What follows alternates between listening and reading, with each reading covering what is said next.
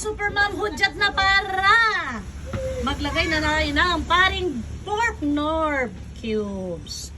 Maglalagay lang tayo ng dalawa. Optional, kung gusto maglagay, lagay. Kung ayaw naman, no problem.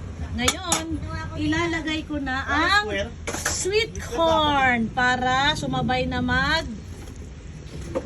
lambot. Jason, pakilagay mo na ito. Yan. Alam mo, tatlong ginawa ko. So ngayon mga guys, lutuin lang natin itong sweet corn. And then after nyan, magtitimpla na tayo. Pero naglagay na ako nito ng asin. Pero hindi pa final timpla, no? Magpa-final timpla tayo mamaya pag naluto na natin ang dahon ng repolyo at dahon ng bok choy.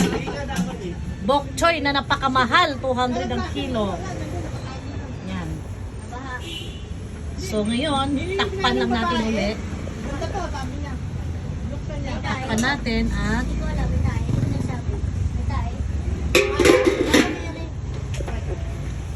ayan, nahiwa ko na rin ang patatas. At ito ang ating bok choy na napakamahal. Ay, bok choy. So, itapon muna natin ating kalat. Ang plastic. Ilalagay natin sa hindi nabubulok. Yan. Naka-sort out tong mga ano namin guys.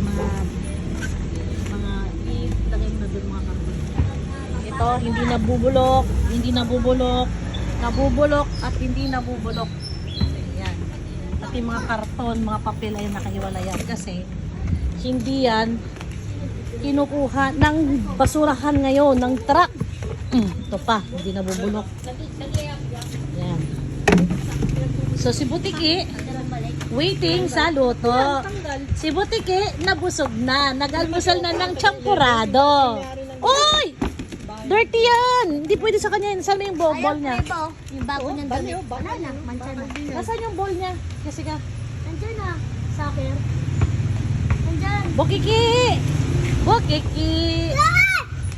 Butiki! Kumain ng champurado.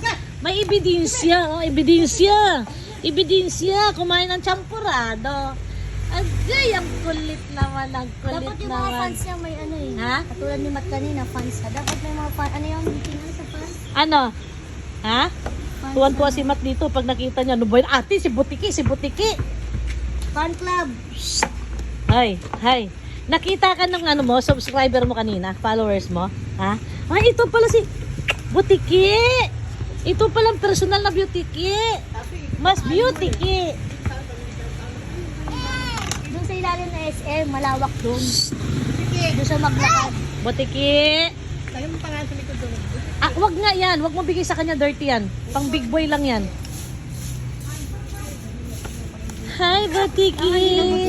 Bayaw sa tawag doon, malaki. Hi.